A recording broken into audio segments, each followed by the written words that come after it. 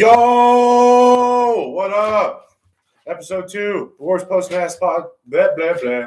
Well, you can't edit it because it's live. Ep.2 of the worst post-match podcast. Another week of MLR rugby. Getting my notes. Another week of MLR rugby. Another week of craziness. The only thing that seems like it will be the theme for this season is that there are no rules and nothing makes sense. All right. So before we get started, quick shout out. This episode is marginally brought to you by Organic Muscle Plant-Based Protein. I've been using these guys for years. You can use code Cullen50 for 50% off your first purchase. Used these guys for years. Big fan. I switched to plant-based protein shakes about 4 years ago. This one's awesome. All organic ingredients, all plant-based, no fillers, no emulsifiers, nothing like that. So I tell people, right, when you get this, it's a little bit grittier, a little finer, doesn't mix perfectly like normal protein shakes do. The one I have here is the superfoods and greens. So I'm going to tell you right now, it doesn't taste that great, especially with water. But they're chocolate and vanilla normal protein shakes, just their protein, tastes phenomenal. Just as good as it. I mean, not as good as like your, double chocolate fudge protein shake with a bunch of fake shit in it. But if you actually care about what you're putting in the old system, these guys are awesome. Use code Cullen50 for 50% off your first purchase. Link will be in the description below, as well as the promo. Another shout out to Foundry Distilling Company. I did realize and had it brought to my attention that it really was the worst fucking post-match ever because I didn't have any booze. Obviously, this is being shot at 11:30 in the morning on a Monday, and I have to go to work. So I can't drink during this how I want to. So when this blows up and gets huge and I'm super famous and have a studio and everything, we'll do the post-match and we'll be drinking. But there's a little shout out to the Foundry Distillery and Peachtree Brewing at the same time. This is their little, what the hell they call it? They did a little like co-release, made an American malt whiskey with Peachtree's Blonde Fatale beer, two huge, big old popular Iowa distillery, and Blonde Fatale is a huge popular drink in Iowa as well. Pretty good. It is a malt whiskey, and you do have that Belgian-style yeast coming out of the Blonde Fatale. It's a Belgian-style ale. Very sweet on the nose, kind of like a sweet flour banana bread at the very front, but pretty good. This is a limited release. I don't even think I have any bottles yet, but shout out to the Foundry Distilling. Shout out to Peachtree. Go check them out if you're ever in the Des Moines area. What else we got? Go Utes, baby. They're not even playing this year because Salt Lake City and the University of Utah can't get their shit together and basically don't give a shit about club sports, so they need to do better. But they're playing as the Root Hogs, so shout out University of Utah Rugby. Love the boys. Keep going. And T-shirt of the week, Aspen Ruggerfest. Say what you want to say, probably top 5 best rugby tournaments in the United States of America when it comes to having fun and playing a high quality of rugby.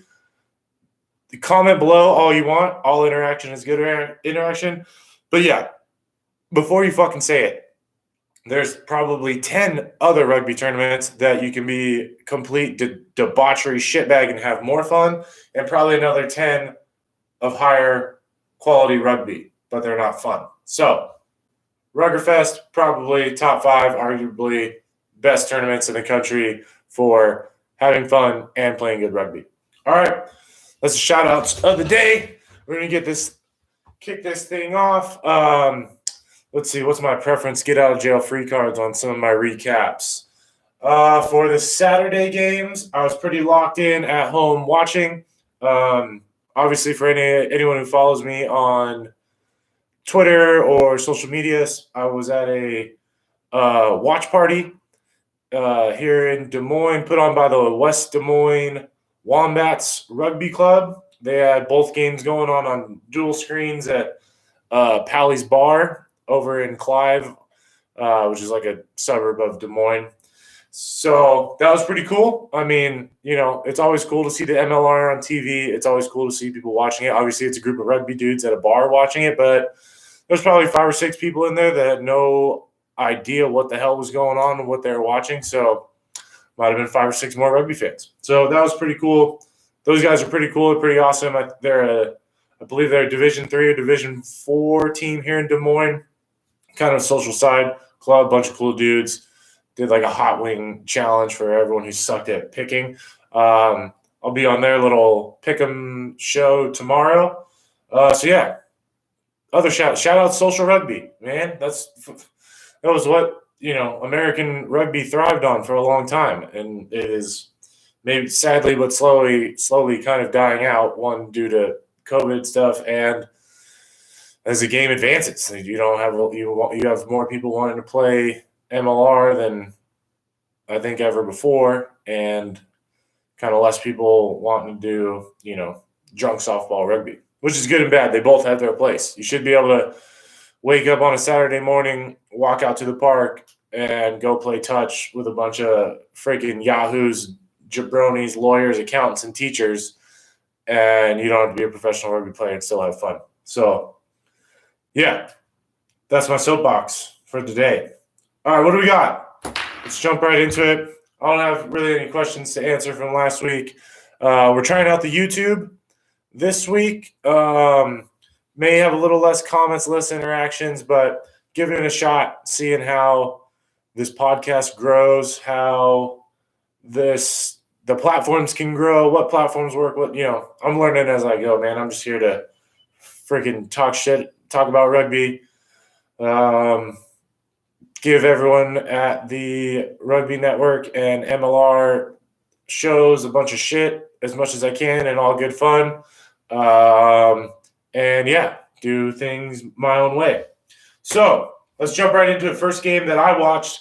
Again, I didn't watch in order because I try to watch every game. Obviously, the Sunday games, I was at a watch party. I was drinking, having nachos, talking shit with other people. I didn't get to really hammer home. But those ones are going to be pretty quick. I don't think there's much to say about the LA-Seattle game. I'll dive into what I believe is going on up in Seattle, just from rumblings you've heard for the last couple years. And yeah, have my thoughts on LA. Think the jury's still out. Austin, San Diego, I really probably wish I could have freaking honed in on some more of the details there, so I'll have kind of an overarching general consensus of what I felt was going on. Definitely wish I could have hammered the details. Like everyone else, I did not pick that game to be that close. If anyone did who doesn't live and is not directly affiliated with the Austin Gilgronis, I'm going to call bullshit, but I'd love to hear what you have to say because I didn't see that game being close. But anyways, let's jump into it. Another exciting one that we had was Nola versus Rooney, and I got this one wrong as well. Went 4-2 this week on my picks, so picked it up from last week. I think I'm getting destroyed by messages here. Lesson learned, you got to go silent when you start filming. I didn't think I was that popular. But I got that one wrong. I felt like last week, I felt like last week New York earned their victory over Seattle or San Diego. They earned that. They played tough. They came back from behind. They made the plays when it mattered. All that stuff. They did everything right. They earned that victory. Whereas I felt DC let NOLA off the hook with a lot of stuff for NOLA to escape with a tie, which could have been a loss. But I felt like, between those two differentiations of play, that New York was probably the better team. We didn't quite see it, and NOLA had a lot more to go with them playing together and getting it figured out. But hats off to Noah, man. I was dead ass wrong. Obviously, dropping a 50 burger on New York. I don't think most people saw that coming. I also didn't see this psycho, frantic tap and go gameplay shit that Rooney was gonna do. That was weird. So that to me was the key to the game because I don't know where that came from. Obviously, there's a couple trains of thought, right? So as soon as I saw them doing that, first thought, first click, right? Okay, they watched film against San Diego. They broke it down. They started slow-ish. I mean, they traded tries, but New York probably felt they started slow. Um, and that maybe that's what they came up with. Like, oh, hey, we're gonna tap and go a couple times. We're gonna catch them napping early. Like, no one taps and goes in the 11th minute. So we're gonna tap and go early. We're gonna try to throw them off. Maybe they saw something like Nola was like slacking or walking or turn their shoulders on penalties or not quite sure.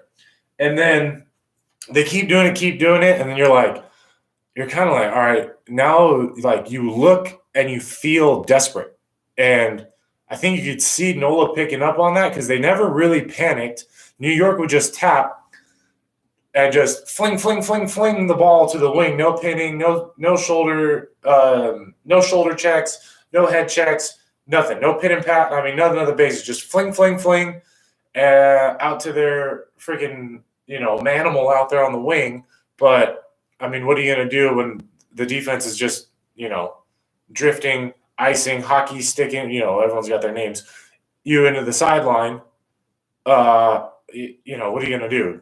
Run over three dudes in step two? Like, is that the game plan to score? Because New York's going to be in for a long season.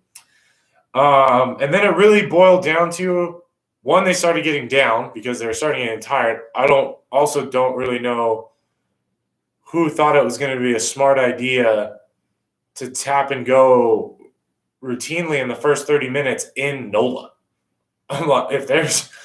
Between them and Houston, especially, I'm going to start talking about it now and start putting it in the back of someone's mind. If you think you're going to get away with that shit in NOLA or Houston at the end of the season or in the playoffs when you got to get a bonus point win and you got to do something and you've got to beat Houston at Houston in July to get a bonus point win, if you think tapping and go and you're out of your fucking mind, nobody's that fit, nobody's that prepared for those elements. I don't care. There's no other country in the world that through a 16-game season in the United States of America in a winter to spring to summer league, which needs to be adjusted. I understand COVID, whatever. Nobody will face a more diverse geography and weather factors than playing in the U.S. And maybe that's probably cool for a lot of people. Where else can you go from essentially playing in a swamp to playing 7,000 to 9,000 feet above sea level and then playing on the beach and then in the freezing cold of New York all in a month and a half? So it's really cool. But if anyone watches this and they want to talk to their coach and they think tap and go, quick game, tire them out, rock 'em, sock 'em robots in Houston or NOLA is going to work, you're in for a real shit day of rugby. So that was poor game plan, poor game management by Rooney. By about the 30th minute, you could tell they were gassing out. I mean, you could see it. It's just an unsustainable way to play rugby. It's 15s, it's 80 minutes, it's not 7s. So that was weird. I think it boiled down to one, I don't think they have a trust and a feel in their attack yet. They don't really have a pattern that they're trusting and sticking to when their back's against the wall. They're tap and go, panic, fling it around. And they don't, in my opinion, like New York is not the team. They don't have the types of players. It's not just who they are as a team that I've ever seen to like be running wild, flinging the ball around, throwing 6 offloads, trying to get a one hand through, flick around the back, overhead passes. Like, I don't see New York being successful. So good for the East if they keep playing like that and don't figure it out. I think if they get back to kind of what I saw in year one of like the Ireland kind of attack model, that very structured, hard lines, repetitive, over and over, super accurate, crisp, changing of angles, then I think the East will be in trouble. But if they're going to fling it around like they think they're, Utah or even LA or Seattle to an extent, like San Diego to an extent, they're going to be in for a long season. I think it really showed. Obviously, New York's lineout is also lacking. So I spoke with a couple people. A lot of people said they thought the tap and go was due to what they felt was going to be their ineffectiveness in their attacking lineout. And on the flip side, credit to Nola's defensive lineout, which since year one with Cam and Kyle and some of those guys has always been a thorn in the side of everyone they're playing. Yeah, obviously Nola came out to play. I kind of love how they're playing they probe and probe and probe before they clear. They probe every time. They're making sure you're staying honest on defense. Then they'll clear their lines. They're finding their shape a lot better. They are kind of playing that hybrid 1-3-3-1. I think it's changing. Obviously, with some of the camera view angles, you can't get quite a perfect read of what people's patterns are. And with some of these like hybrid fluid attacks where, sometimes you'll have a Lucy out there, sometimes you got your hooker out there on the edge, the 1-3-3-1, 4-4-2, 2-4-4, whatever you want to call them, type of things, gets a little muddied. But I think they're finding their shape a lot better and they're finding their identity.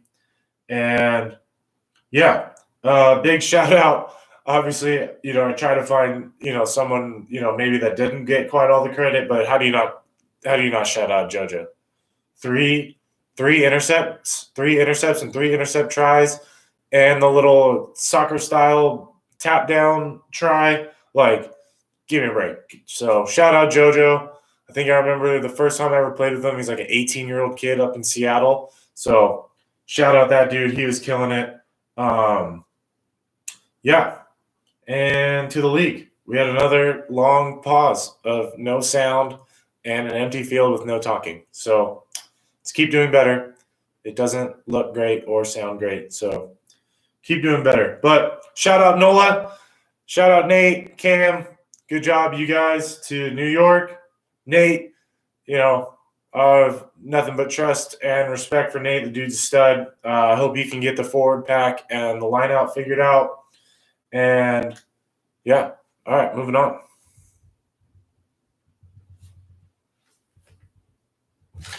What was the next game? Next game that I watched was Old Glory taking on Atlanta. I got this one right. So thank you, Old Glory. Kind of gutsy performance, gutsy comeback from these dudes. I think they've got a toughness and a team chemistry and a vibe and they got a fucking swagger about them, right? People kind of throw that around a lot. DC has a swagger in themselves. You saw it against Nola, even though they kind of let some shit slide and Nola got to come back. And you saw it this week. Like, Atlanta is a good team, and Atlanta's always going to be good. I don't know what they got to do. I think it's been talked about, and I think Scott's addressed it. He wants them to be a little more open and fluid with their play, and I think you saw that. They were taking a little more risk. I think they've got the right group of players. They could probably – everyone, obviously, with Harley going down, I don't know how long he's out. I hope, obviously 100% recovery. But if you lose a Harley Davidson, as far as I know, I think Harley Wheeler's out too for sevens stuff down in California. So you lose 2 explosive game changers, try-scoring wingers like that. That's going to be tough. So everyone can always use an elite try-scoring game-changing winger or 13. Where you find those guys, who knows? It's like, everyone can use loose head prop that can scrum and run and play in the loose and pass. And it's like, okay, but where do you find them? So I like Old Gore. I like the way they're playing, the swagger, love it. I think what their hidden issue, their scrum is going to be an issue. And it was an issue last week. Atlanta pumped them around the field. And yeah, so not quite sure how they're going to figure it out, and their line out. So their set piece work just generally needs a lot of help. Like, I love Cookie to death, man, but I think Cookie's like 6'2", and he's jumping in the front. So whether it's system, technique, throw on their they're missing lifts, they're missing landmarks, something.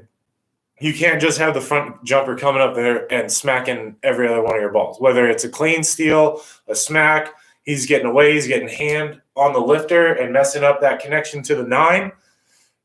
That's like a half win, right? If that pass is bad, at least like teams that I played for and I coach and kind of the way that we've done it, like until that ball is caught, transferred to the 9, or if you're on an appeal or a maul and a clean transfer is taking place, you haven't won the lineup. So if that ball gets down, smacks, bounce around, like that's a win for the defense. On a stat, on an official World Rugby Six Nations stat, it's a win because I believe you retain possession or something weird. But listen, if that ball gets smacked or a bad throw and you got to tip it, or you get your arm caught in the lift and you got to try to one-hand it and you throw a shit pass and that ball hits the ground and bounces, that's a win because you just tore up their set piece. You tore up whatever set piece play they had. And, right, if you're in that 40-50 window, that line-out platform is usually the best attacking platform you have to get you into the red zone, gold zone, and get going on a scoring threat. So kudos to Atlanta for their line-out defense and their set piece. Again, I think without like just obvious, like blue chip, can't miss, world-beating dudes, I think you do need to implement a little more risk-taking in their attack. And I think things will change. So interested to see how they keep developing.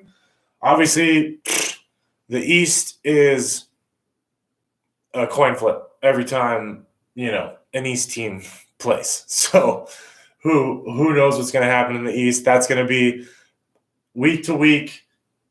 I don't think anyone's really going to know who's coming out of the East. I think the West is shaping up. We'll kind of touch on that when we get into some of those games. I think the West is shaping up to where I'd probably make a pretty safe prediction of what's going to happen.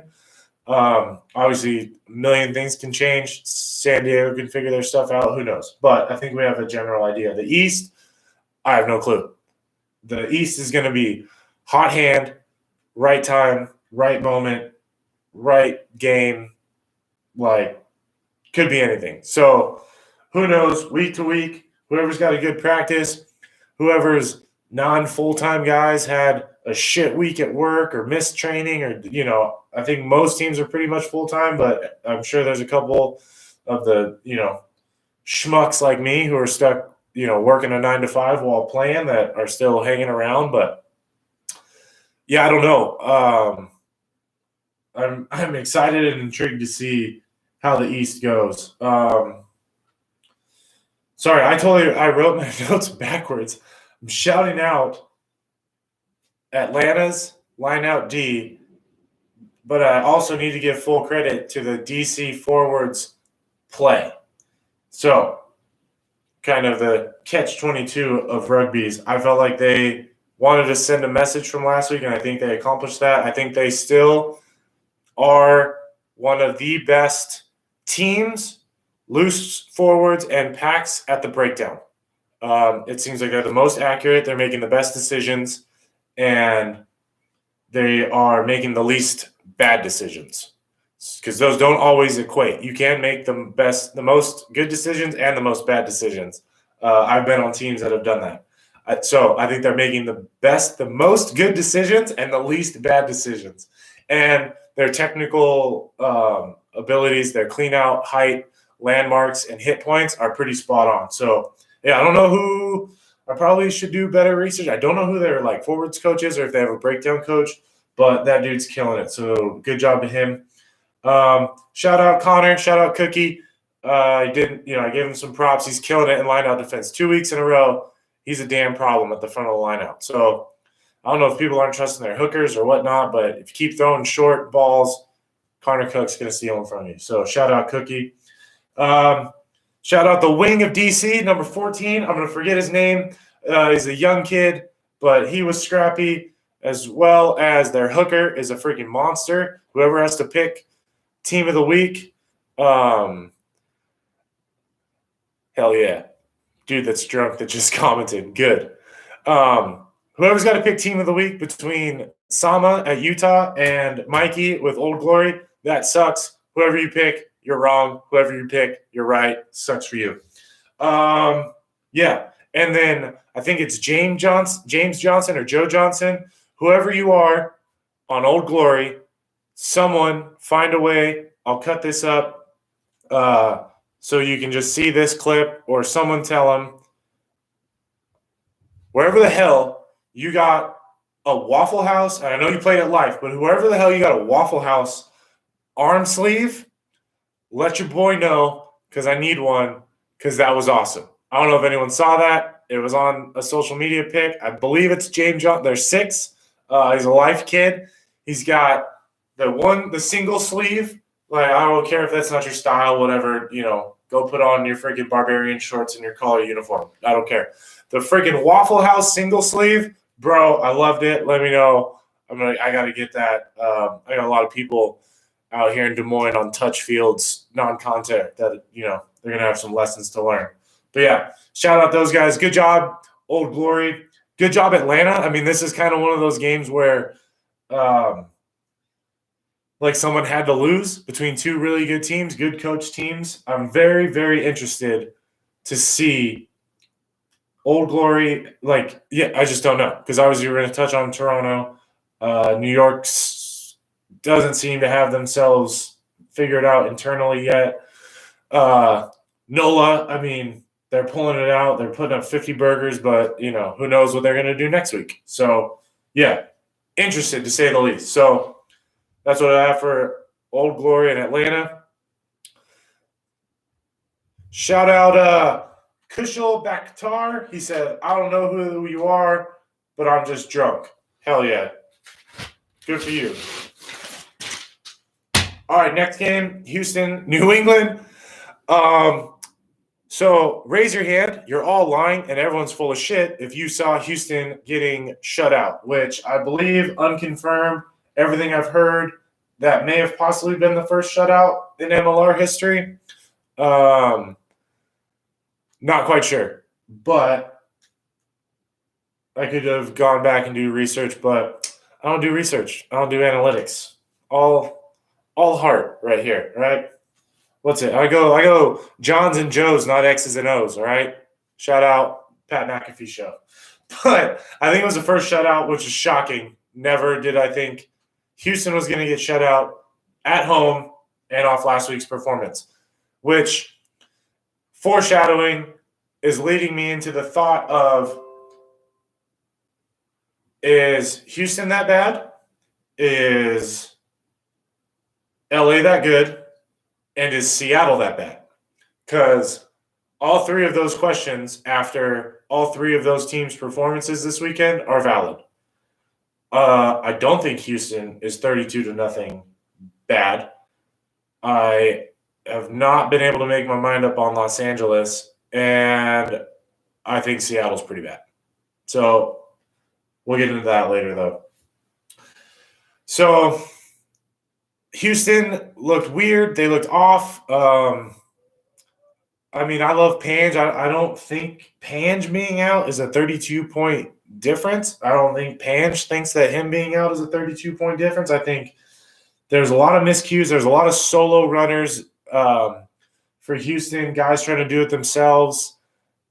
Even when it was close and it was tight, which I think adds maybe even a little more stress. Like you really you want to do something so bad for your team to make that play, to get the go for it, to get the gain line, to get the offload. Like sometimes you just want to do it so bad, and you can see when it's forced to when it's taken. Or right, I always say taken because you're gonna whatever the defense gives you or shows you, if you take it or make the right decision, is good. If you force the decision, right, you don't have an overload, you don't have a gap, you don't have a man advantage, and you force it like, I'm going to beat this guy, I'm going to beat these two guys, right? Sometimes it works, right? Maybe one on one, like, I'm better than you, sometimes, right? But very rarely. Even you see, some of the stuff you see in Super Rugby or Test Rugby, it's one-on-ones with 2 to 3 other options in space, or there's a disconnect and a guy's getting stepped in like 7 meters of space, which for an elite level wing, like that's kind of a normal play. So things look different than you kind of perceive them when you're trying to force it. Obviously, I don't think anyone, the wind was pretty brutal. No one probably expected Sam to miss 2 kicks. That's pretty, out of the ordinary for him. New England was opportunistic in every moment. So, yeah, I mean, Houston is kind of the tale of Atlanta and Old Glory, but opposite. Dominant in the scrum. I think they've had a good scrum since year one with Fitzy was in there. So if that's like one of those like culture things of Houston that holds on, that's awesome. The lineout's in a lot of trouble. They don't have kind of that elite level of height in their second row, and especially in the back row. I think the 2 locks are pretty tall or tall enough, but that kind of gets negated because they have that shorter. They have that shorter back row players, so it kind of balances it out, and it changes things in your lift, and it changes things in your structure and your setup. So I think they have a long way to go, and they take too long with their maul. So they're overly patient, and I think that hindered them pretty bad. So thought the ref did really well in that game. That kick, that try for Fife, that was like the game changer. Pretty much after that, I think there's like 20 minutes left. I turned the game off. Honestly, I was moving on to the next game. It was what it was. I didn't really need to see much in that last 15, 20 minutes. So, yeah. I think this is my notes. It was the New England player had the Waffle House sleeve, and I need that. So I think it was Joe Johnson or James Johnson for New England. Sorry, Old Glory and New England uniforms. If I'm seeing pictures on social media, that what I said, a lot of head injuries, stuff gets confused a little bit. The New England player, James Johnson, he had the Waffle House sleeve. That shit was awesome. Let your boy know where and how to get that because it was great. All right. So that's the spiel. There's not much to analyze on a game like that. You get kind of stuff goes back and forth for the entire first half. Missed opportunities by Houston on the goal line twice. That's just unacceptable. That's just them telling you no. And then you get another team in the second half. Everything goes right for them. So not a ton to say about that. I don't think, again, this is one of those things. I don't think Houston is a 32-0 bad team. And I also don't think the Free Jacks are a 32-0 that good of a team. I think the book is still out on both of them. I don't think we know or they even know who they are yet. The Free Jacks were figuring out they're opportunistic. They took some chances and it paid off. It worked well. And Houston just had the fucking game that nothing goes right. And if you've played rugby long enough, if you've played rugby at high levels, then you know that those games exist that just shit doesn't go right and you just keep trying for 80 minutes. The game ends. You're absolutely miserable. You go have some beers. you just have a shitty Sunday, and you get back on Monday and you realize, okay, it wasn't that bad. This is what we need to clean up, and you either make the changes or you don't. All right, moving on to MLR game of the week, as well as my game of the week as the most entertaining game. Utah Toronto. I don't think anyone had the performance by the Warriors in mind of what they did. Obviously, 39-17 looks way better than 39-24, but credit to Toronto for staying in the fight and scoring those late tries. That has a lot more meaning than I think people think, especially as a player. Feels a lot better.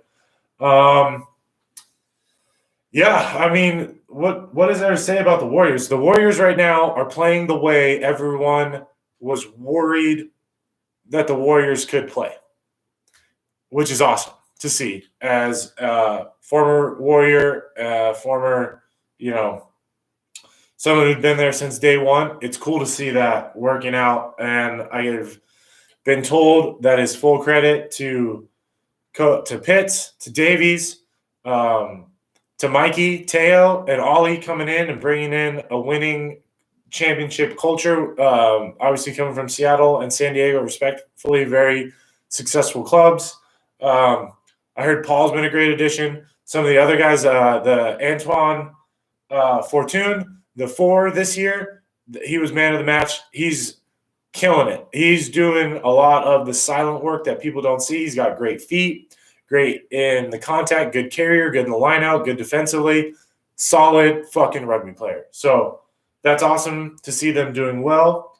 Obviously, it's emotional and super selfish that I wish I could have been out there this year. But, as we said, business is business. Rugby business is rugby business. Shit happens. Who knows? Maybe I'll see you guys in the playoffs on the other side of the field. Who knows, right? Anything could happen.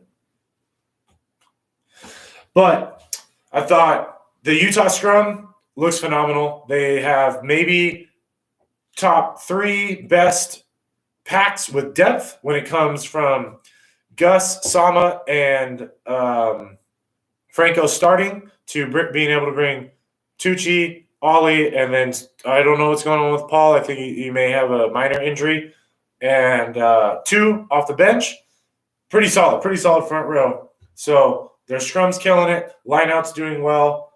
On the flip side, I shouldn't say Canada. Toronto, who's mostly Canada's national team, has the same ideal depth in the front row, but they're not. There's something they're not performing. It's not going the same.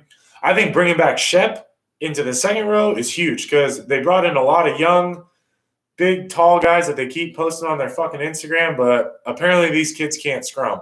So they probably need to bring back some of the bearded, fucking plaid shirt wearing, maple syrup drinking, fucking goddamn Letterkenny type of Canadians back in the team so they can get their scrum and line out maul and maul defense back to where it is. Because you can bring in all the flash and dash, but if you're not doing the hard work, that flash on the edge is pretty much useless. Thought Hagen's kicking was phenomenal. Toronto's breakdown defense is still up there at the elite level. I think with Toronto, it's the same story. They haven't been together enough, probably. They're all freaking out of sorts, in cahoots. Oh, he's stuck in Canada. We're in Atlanta. He's stuck here. They're going to come in on this day and but whatever. Like all 3 of the RGs they brought in, I think we're joined the team on Wednesday. It's just they're not. I said it last week. I'm going to say it again. I'd say week 6. They're fucking digging themselves a hole. I think they have 0 points or 1 point on the table. They're digging themselves a hole, especially with how well. I'm fighting my own thoughts here. Either the tightness of the East is going to benefit them, or they're gonna dig themselves too far. But if the East keeps beating like the table doesn't matter in the East, and it's just flip of the coin of who wins, that may benefit them because by week 6 when they gel, come together. I'm just saying week 6. They need four-ish more weeks and gel and start coming together, and they get hot and start going on tears like they have before. They can turn it around. I'm not worried about Toronto turning it around. It's just always surprising. You kind of hold, at least I have as a player, you kind of held Toronto like it's its own entity in the league. Like they don't have 7 teams in the United States to disperse American players through. They basically have 2. You have Toronto, and then you have fucking BC South, aka the British Columbia Seawolves. Like, so they're split in half. But Ontario and BC have always been split when it comes to rugby. So they're still pulling from their main hubs. So it's weird. You always held them like, they're basically a damn national team that you play at a club level every game. So I think they'll get it figured out. They're gonna start getting it together, but they need a couple more weeks. I'm a big fan, big respect for Lucas Rumble. I think the dude's a stud. He's a great leader. I think they'll have it figured out. I think they're missing Dan more than they thought they were. But, yeah, going forward, I think they'll be good. I'm excited, intrigued, and as probably a too-connected fan of how the Warriors are going to keep going, next week's game got about 10 times more interesting by the end of Saturday night with the performance that New England put on to the performance that the Warriors put on. And you get the razzle-dazzle of New England's first ever home game in the MLR, which is crazy to say. I believe, right? First ever home game and their new stadium, new digs, the whole 9 yards. So that would be cool. Also super cool, I forgot to mention it, but you should give a lot of credence because when this is happening, it's so good for the sport. Old Glory's, whole setup. I'm sure that's some sort of shared facility, but that place is awesome. Aviva Stadium's awesome. Utah's got something in the works. I don't know. And just every time these kind of stadiums, even if they're shared stadiums, I think you saw other lines on Old Glory's thing, but like if you think you can just run, that much acreage of a facility in the United States of America these days without multiple facets of income, you're probably some sort of weird rugby purist that doesn't quite understand what owning a business means. So good job for them. Keep it up. Moving on. These ones are probably going to be quick. Got to keep this one under an hour. My boss just told me to call her, so I got to wrap this up very shortly. Yeah. And then I'll probably have some little tangent and final thoughts here at the end. This one I'm going to go over quickly because I have my perspective when it comes to rugby or to San Diego and Austin. I do have my own perspective when it comes to rugby. That's why I have this show and think that I can just talk on the internet for hours and people give a shit what I have to say. So, San Diego Legion. I stand by what I said last week. They got out of fucking jail with their talent and Austin's mental block in the last 3.75 minutes of a rugby game. I still don't think their forward pack plays and does the hard yaka, as my South African brethren would say, enough. Their maul defense is terrible. It's been terrible since year one. It's never gotten better. They clearly don't work on it, and their maul isn't good either. And with the new rules and the new laws, at every level that you're watching rugby, I mean, the maul is the best attacking platform that exists right now with what the new rules have in it and the benefit you get from it. Like I said, those hidden penalties in your own half and then your hidden penalties in their half, it's one of the best attacking platforms. And San Diego's been poor at it for 4 years, and they're just getting by that their forward pack is more athletic, is more talented, is more explosive, is fucking sexier in everything they do in the loose compared to every other forward pack in MLR. Facts. If you don't like it and you don't like that I'm saying that, too bad. Show me a forward pack right now that 1 through 8, line them up on the field with their Madden rating above their head. Who's better? None of them. San Diego's the most talented, by far. But that don't mean jack shit if you can't maul, you can kind of scrum. The line out is okay, but they're clearly missing everything that Lou brought them. Ben Mitchell is a great lineout caller and a good lineout guy, so I believe that they're going to have it figured out. I don't know if he's calling. I would assume he's calling with who else is in that forward pack. I assume Ben is calling. But he's a good player. He knows lineouts. He knows aerial moves. He knows setup. He knows structure. So they need to get that figured out. But, there's the old adage of like other sports, defense wins champs, this and that. I was like, the forward, dark, dirty work wins championships. So, yeah, I don't know. My other thing, obviously these points, may hit a lot harder if they had lost, but they won, so good for them. They still pull it out a W. I don't think they're playing together. I think it's the same story with the forwards is the same story with the team.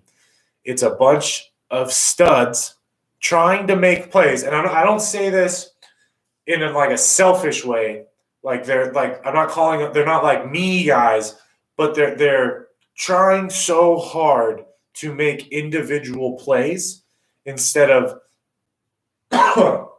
excuse me, letting their system or their pattern or their set piece set the groundwork for them.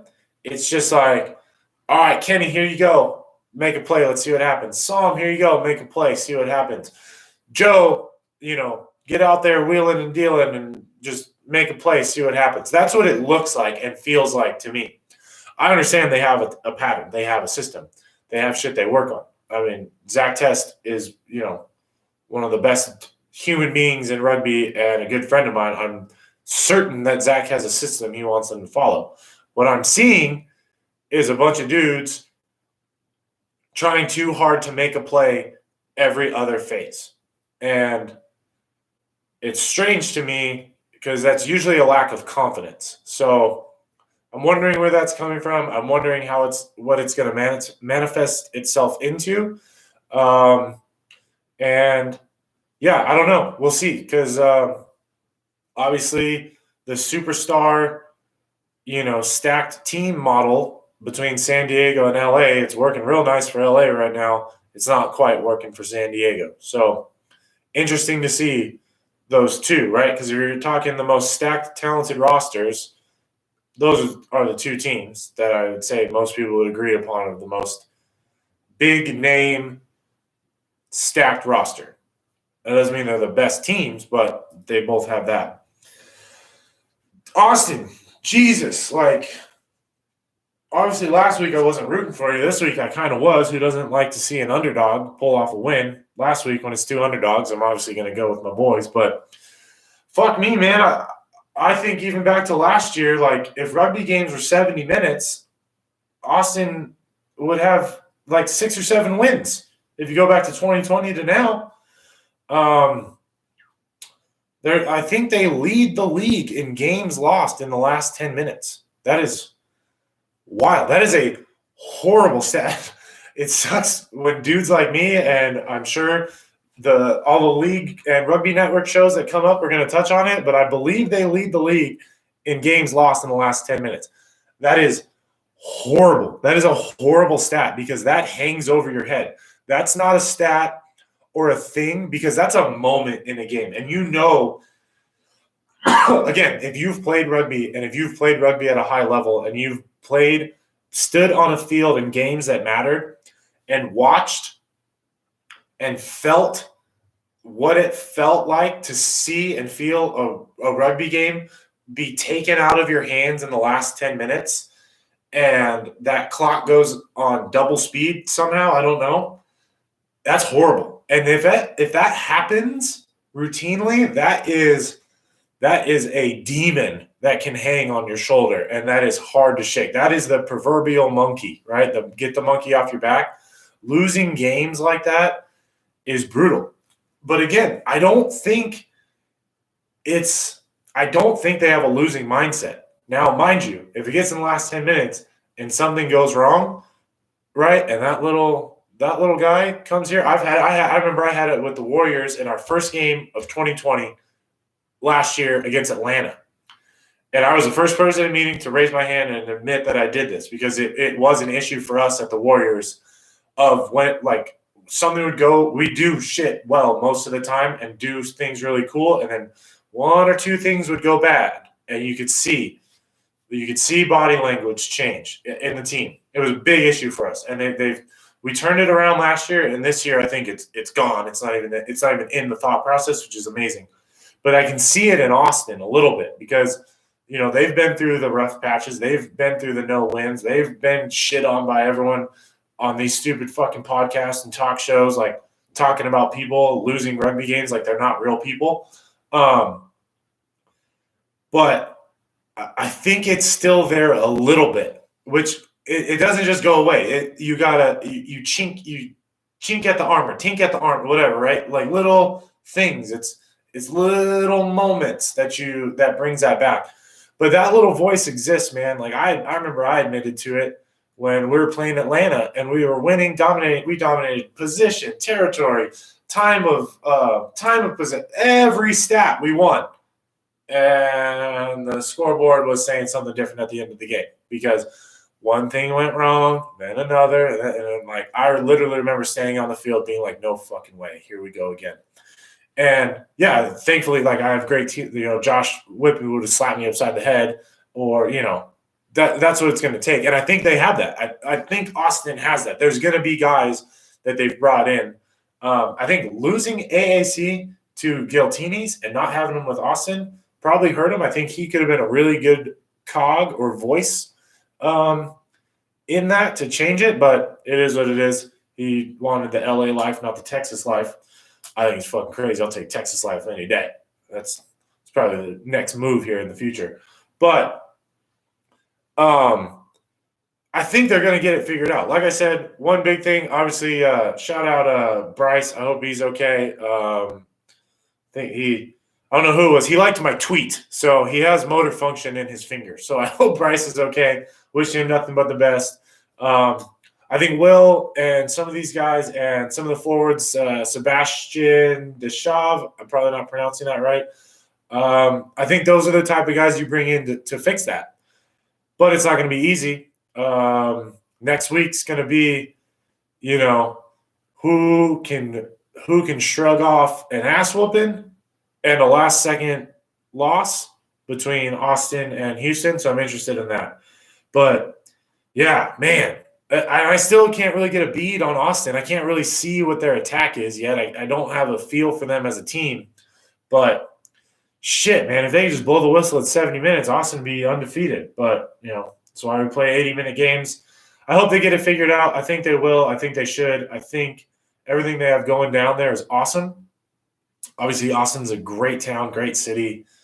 If they can kind of build up the love and rapport and get it built up with people going, I don't know, dude, like invite Joe Rogan to a game or something. I don't know. They're all about marketing. I don't think he likes normal sports. But, Austin's got plenty of room for a professional team to really take off. So I'm excited. I think it's cool what they're doing. That place they play at is pretty sweet. So, nothing but the best for them. Excited to see the Battle of Texas next week and see how two teams, one shaking off an ass whooping and one shaking off giving a victory away. All right, moving on. Last game. We might hit the hour mark, but it'll be shorter than last week, and we'll get better and better. Bear with me. This one's going to be quick. This is going to be a lot of opinion, which will probably just lead into my final tangent. My biggest question, man, is LA the real deal? Obviously, say what you want to say. At this point, they are. I don't think there was going to be any question that they were going to score tries and they were going to be pretty on attack. I mean, you're not going to have Gitz, Meeks, and Adam Ashley Cooper in a back line with DTH on the wing and fucking muscle hamster Johnny Ryberg on the other wing and not score a try. I don't think there's any question LA is going to average damn near 30 points a game. My question is how they come together, what their like belief and team unity is. Because it's like a team that it's new. They have no background. They have no, they have no ties to the community. Most of those players, but they're all professional. They're all pros. They all don't give a shit about that. Don't need it. They perform to a professional standard whenever they get on the field, and that's pro rugby. I think the U.S. is kind of different in how we like want the teams to feel a part of it and players to like feel a part, like they're from there. It is what it is. But at the end of the day, the only other thing that the U.S. loves more than a gushy love story of community and the hometown hero is a fucking winner. So there is nothing that the United States of America commends more than winning. So as long as they keep doing that, no one's going to give a shit. I personally am, like I said, it's hard for me to root for them.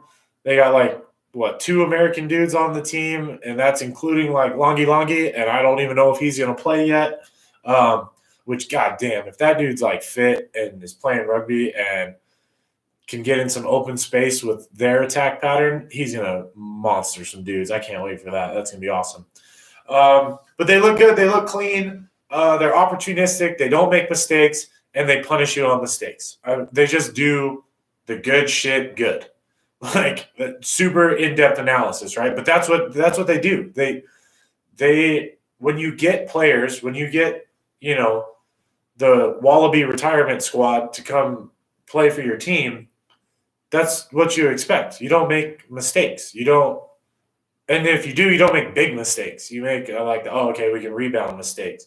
And when someone else is just handing you mistake after mistake, you just pounce on it and make them pay.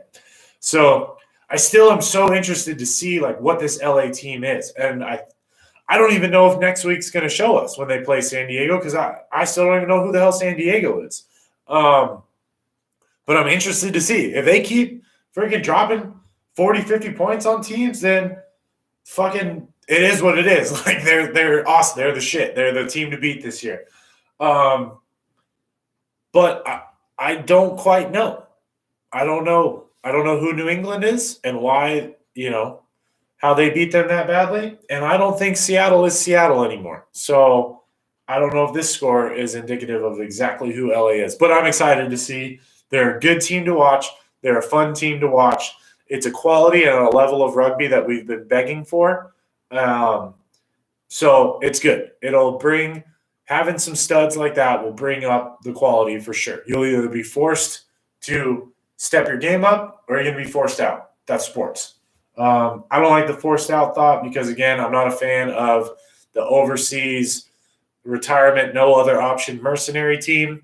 But, hey, they're getting W's, so I'm just a dude with a microphone telling them that I don't like them. So who gives a shit what I have to say? All right. Is Seattle this bad? I don't think they're good. So if you go back to last year, outside of a freak back and forth crazy plays against New England, Seattle has not won a rugby game in the MLR now since February 29th of last year. And you negate that Free Jacks game, they were 1-4 last year. So there's something going on in Seattle. There's a negative culture problem. There is a negative view of ownership issue and the treatment of the players and kind of like just a shitty like daily life for some of those guys up there. And I think now, without the masking of 2 championships and winning, you can't polish that turd anymore, right? You've run out. It's gone. It's varnished. So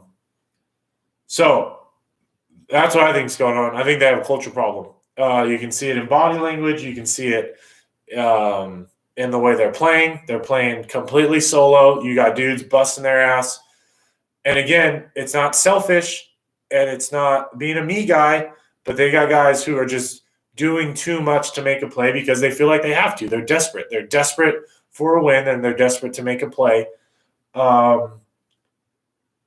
And honestly, you just really can't win a rugby game at this level like that. You can score a try, you can maybe turn momentum, but you're not going to win a game.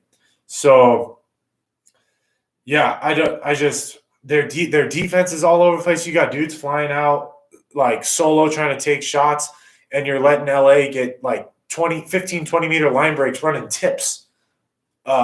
Like from their own, like they're clearly just doing a probing play to see if you're going to do something stupid, and you let them break a 20-meter run on tips, and that just continued. And their defense is like coming up from the outside and then staying, and they're like, you call it the triangle in rugby, where you make a triangle of defenders and you give people literally 3 angles to run between you with support.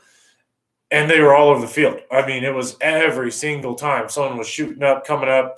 I don't know if they're trying to play that outside-in defense, which is fine. I'm kind of a fan of it. I'm a big fan of that rush up at about that 13 level to shut out all that the back door kind of crap, and you kind of keep things. But, man, if you're not connected and those guys inside you don't know exactly what you're doing, it takes one little shift of the hips, outside footwork, and they're gone. And how many times did you see an LA player on an angle then use even more outside footwork, gone around the corner, everyone's chasing. And then they're rushing up on the point man. I don't know what's going on with their defense. But again, to me, it's the same thing. You don't have confidence in your structure. You don't have confidence in the guy next to you. Or you don't have confidence in the team. So you're trying to do stuff by yourself. I have to make a play for the team. This is why it's not like I have to make a play so I look good and I get tackle stats. It's like I have to make this play because I'm the only one that can. So that is a culture. That's culture, 100%. I don't know why. I don't know when it turned. I've heard the owner's a dick, but I don't know. I know one of the guys in ownership. He's a pretty good dude.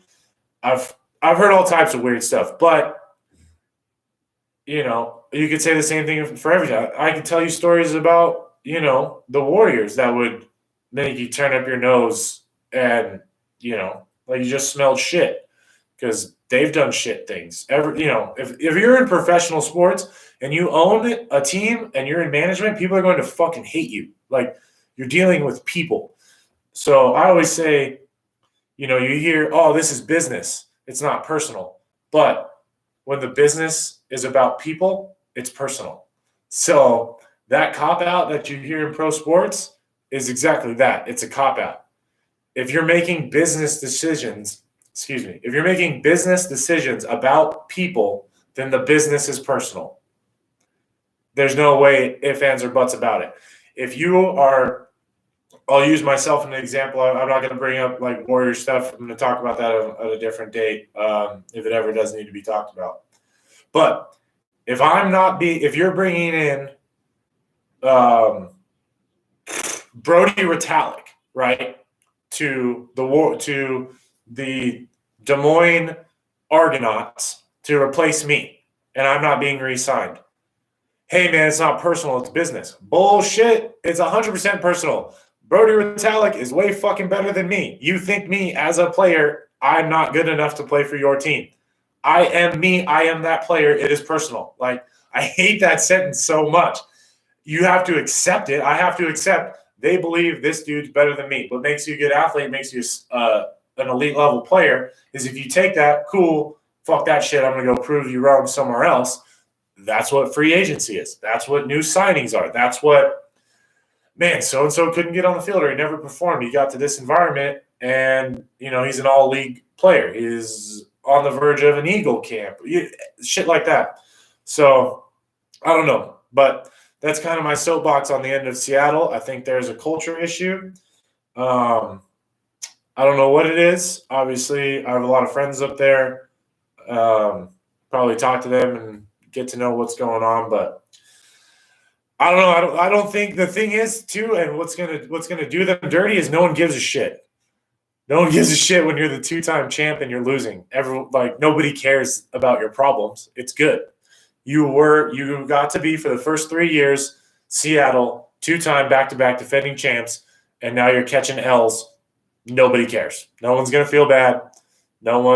Everyone wants to see the champ fail. Everyone wanted to see the Patriots lose, right? Like, that's the way it goes. So that doesn't serve them any positives, right? Like, that's like the wounded animal that everyone now gets to take revenge on. Like, oh, get a shot to beat the champs while they're down. And that's great motivation. I don't care what anyone says. When you see, we say the wounded animal analogy in sports all the time. Like, the knife's in Seattle right now. Everyone wants their turn at a twist. So I think it's gonna get worse before it gets better.